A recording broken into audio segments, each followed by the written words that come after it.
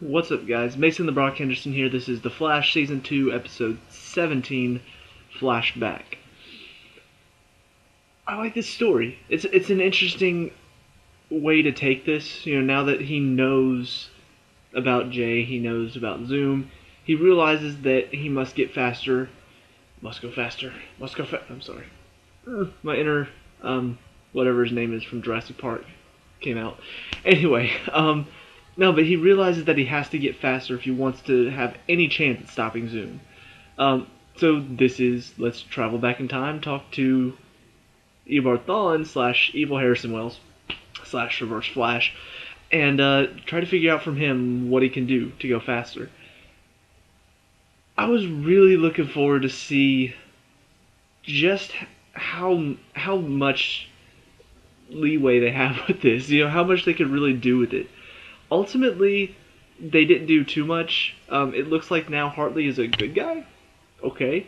But ultimately, he did change quite a bit, if you really think about it. I mean, Hartley, he was captured and then escaped and then tried to kill the Flash and then didn't, and then escaped later because Cisco wanted his help to find Ronnie, and yeah.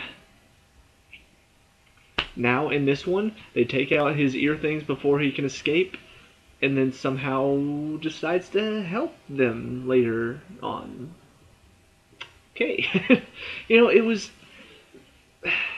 just one little example of what really could have happened. You know, something that really would have changed stuff around. For instance, you know, like the whole Evil Harrison Wells finding out that he was from the future. You know, he comes back in time. You could have done so much with that, and then you just kind of push it under the rug because he's like, oh yeah, you succeeded. You know, you tricked me. I got stopped, and you know, you went back to your time. Now that's why I had to come back to this. It's a clever way for him to get out of it, but at the same time, it kind of takes away the potential and possibility for some really crazy twists. Where in this one, you know, maybe Eobard Thawne actually does make it back to his own time somehow. But then again, you know, if Eddie's still dead, then he still gets erased from time. I don't know. Either way, just, I don't know, something to think about, something to consider. And when you really, really think about it hard, the fact that Eddie kills himself now means that he shouldn't have been born in the first place to come back in time to now, so why does he still even exist? Well, I guess because Eddie still exists. So, I don't know. I guess as long as Eddie exists, so does Eobard Thawne. I don't know. It's so much to think about, so confusing to really, really think about it hard. So, I'm just going to kind of skip past that. A couple good moments in this one, though, like whenever they find out about the Flash from that time, you know, how he's comes back and he's like, you!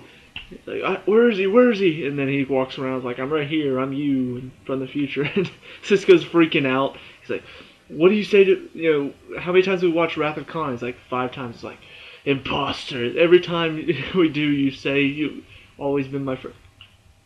Does the Spock fingers. It was hysterical.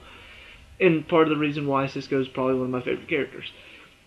But yeah, it was really good. There were a lot of good moments like that. But you could have done more. You know, they have a lot of potential with this going back in time. They didn't take full hold of it. But they did use it at some point. So I guess I can't really complain about it. I just wish it had been utilized a bit better.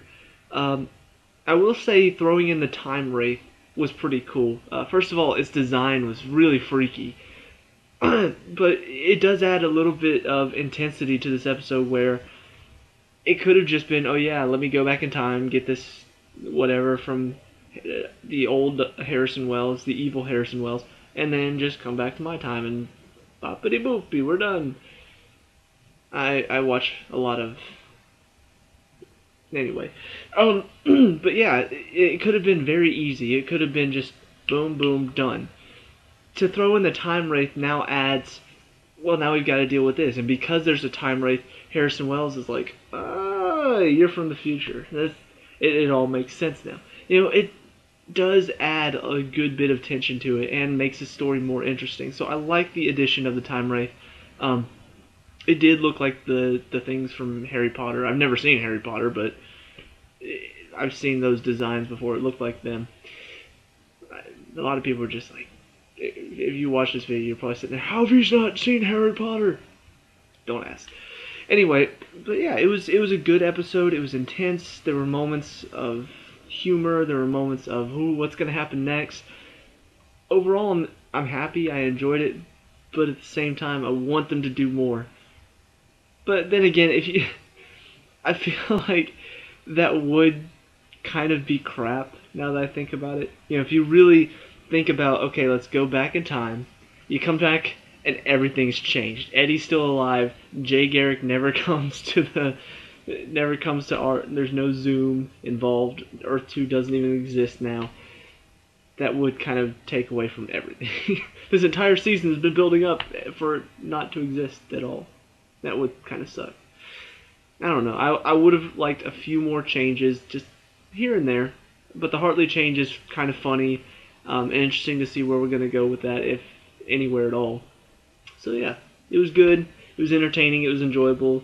And I guess that's really what I want out of this show. So anyway, let me know what you think down in the comments below. As always, leave out spoilers until I've gotten caught up. And leave a like and subscribe for more Flash. I'll see you at the next review. Peace out.